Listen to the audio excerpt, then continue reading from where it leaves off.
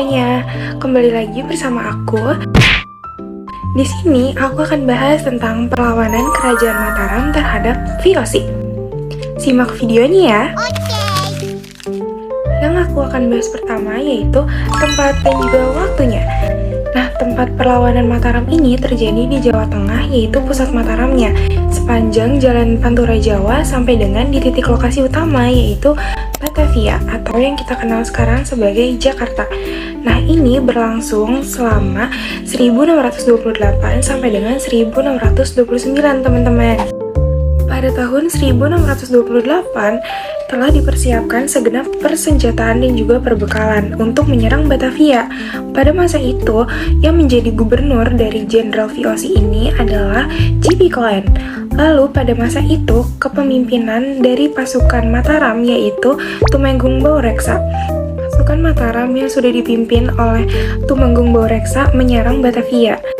Pada saat itu, pasukan Mataram berusaha ingin membangun pos bertahan, namun dari VOC itu berusaha untuk menghalang-halangi, sehingga pertempuran antara kedua belah pihak itu tidak bisa dihindari lagi. Nah, teman-teman, di sini kalian juga pasti bertanya-tanya kan, kayak kenapa sih dan apa yang melatar belakangi sampai bisa terjadinya hal seperti ini? Di sini aku akan bahas ya teman-teman.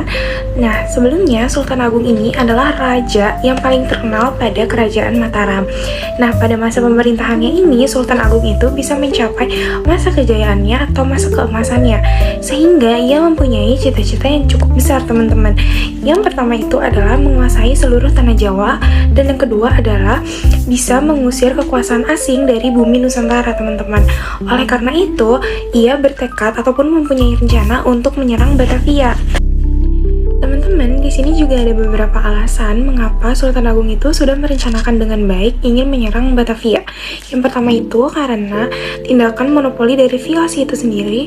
Lalu yang kedua yaitu VOC ini tuh sering banget menghalang-halangi jalur perdagangannya dari Kerajaan Mataram. Lalu yang ketiga, VOC menolak kedaulatan dari Mataram, dan juga Mataram ini menganggap bahwasannya VOC ini akan mengancam Pulau Jawa karena dia ini bersarang ada di Batavia, teman-teman.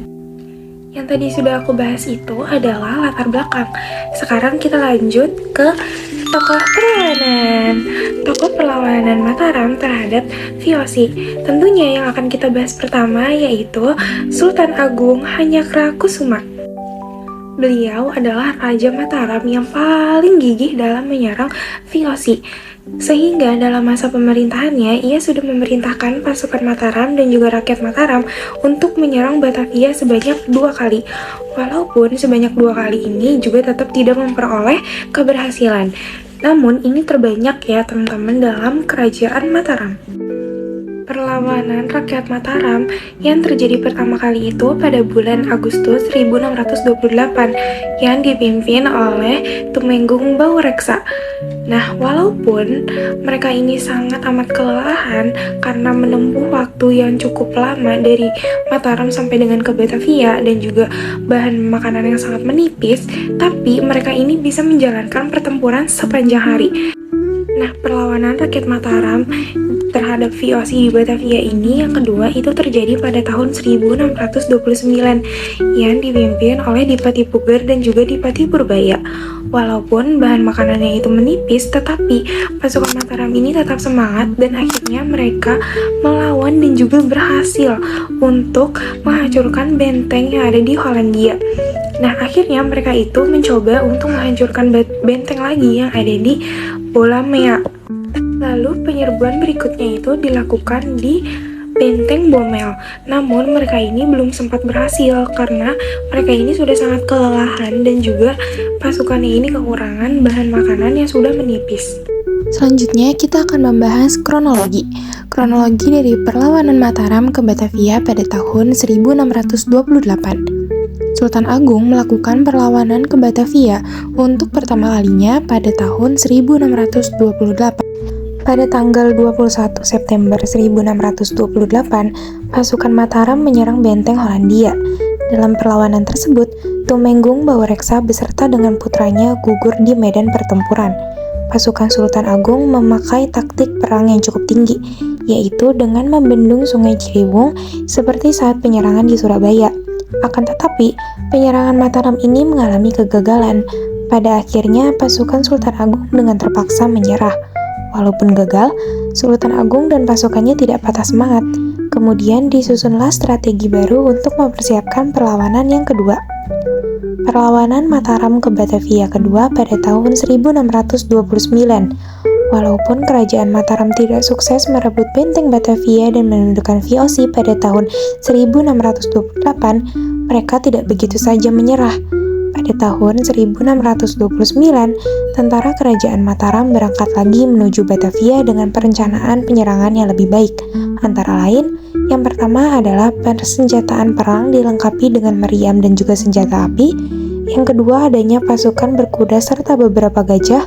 Yang ketiga, pengadaan persediaan makanan yang cukup dengan cara membuat lumbung-lumbung padi di Cirebon dan juga Tegal. Perlawanan Mataram yang kedua ini sukses menghancurkan benteng Hollandia dan juga menewaskan J.P. Coen ketika mempertahankan benteng Mr. Cornelis.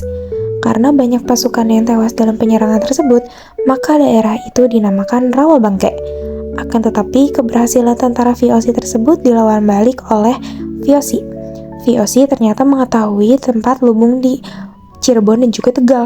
Kemudian, tentara VOC membakar lumbung-lumbung tersebut sehingga mengakibatkan para tentara kesulitan dalam makanan dan menjadi serangan balik bagi pasukan Mataram yang kedua. Ini juga mengalami kegagalan. Walaupun kedua perlawanan yang dilakukan oleh pasukan Mataram gagal, hal ini tidak membuat Sultan Agung putus asa. Beliau sudah memikirkan untuk melakukan serangan selanjutnya. Akan tetapi sebelum rencana tersebut terwujud, Sultan Agung meninggal dunia pada tahun 1645.